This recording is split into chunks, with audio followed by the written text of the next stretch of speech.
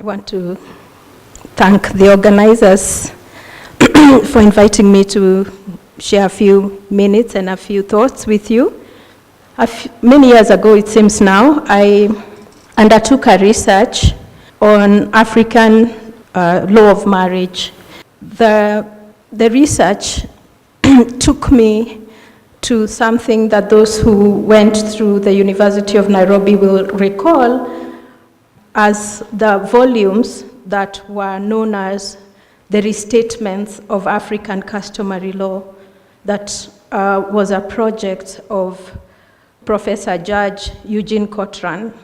In this project, I reviewed these restatements, and ultimately what Judge Cochran produced as the case book on Kenyan customary law. So he moved from restating African customary law to producing a volume that was a national textbook called the case book. For those who are familiar with the common law system, this was an attempt to turn customary law into something that could be used in the courts or could be used in training lawyers, hence the reference to the case book. So I looked at this, and I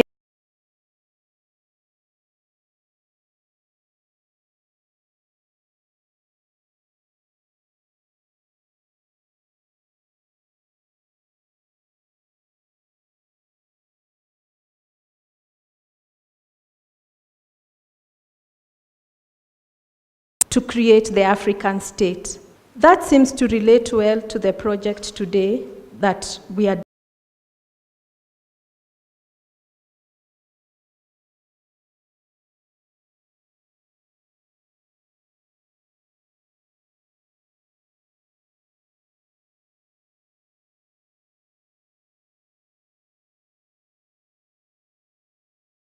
was also a process of providing the legal language, the legal reasoning for governance. So it has 5 steps, this process of creating a marriage system fit for a modern state. It has a process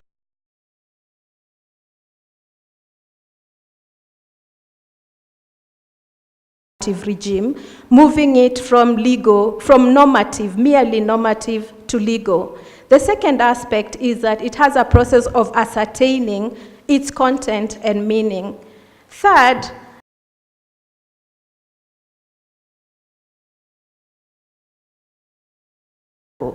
fourth, on developing its rules, rule forms, and reasoning structure. And fifth, setting the platform for incremental law reform. And that's why we've been reforming marriage law forever. We never seem to get it right.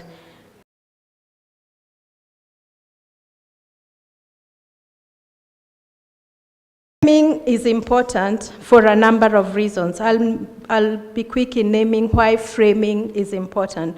When you frame, you include and you exclude. You decide who's a wife,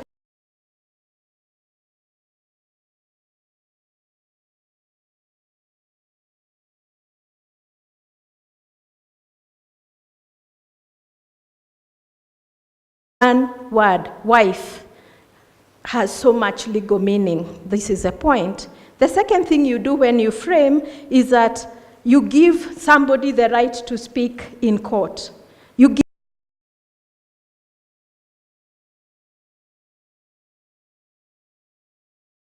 by the power of the state.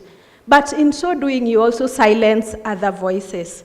The third thing that framing does, it standardizes the language so that equal before the law.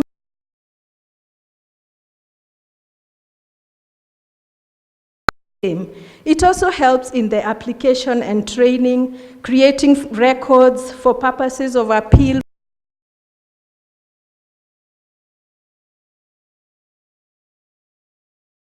and helps to make them operational. So if today we are talking about language and the professions, we are saying in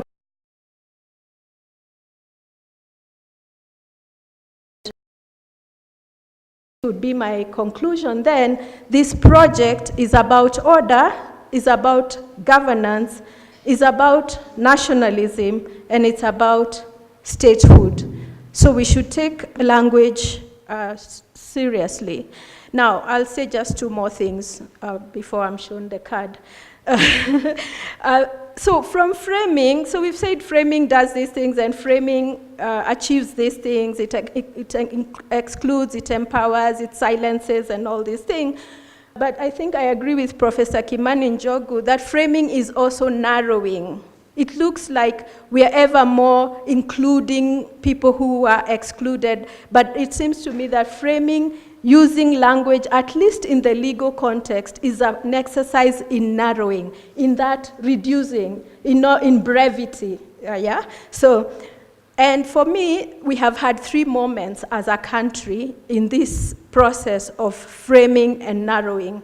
The first moment is the narrowing the civilizational variances. That is the difference between the races, the colonial settlers and the African natives, narrowing that civilizational variance. The second is narrowing numerosity and diversity.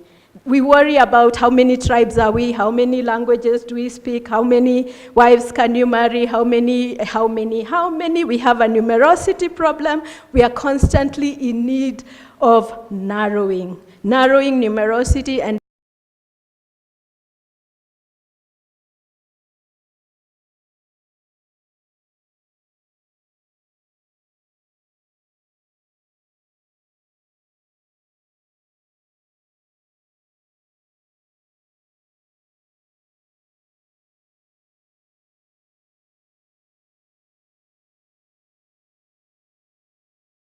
we have a really nice and new constitution, but while it looks inclusive and all that, I think it is also still a project in framing and narrowing, and of course we can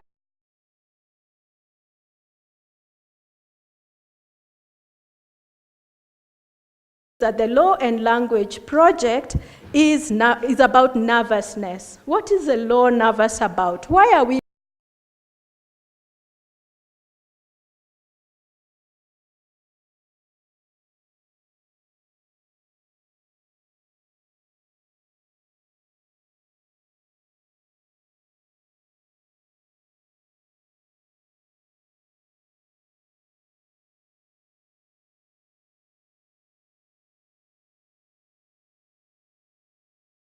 contract law, property law, are all concerned about broken promises and damages that will be paid when those promises are broken. So there's a lot of nervousness in how we develop.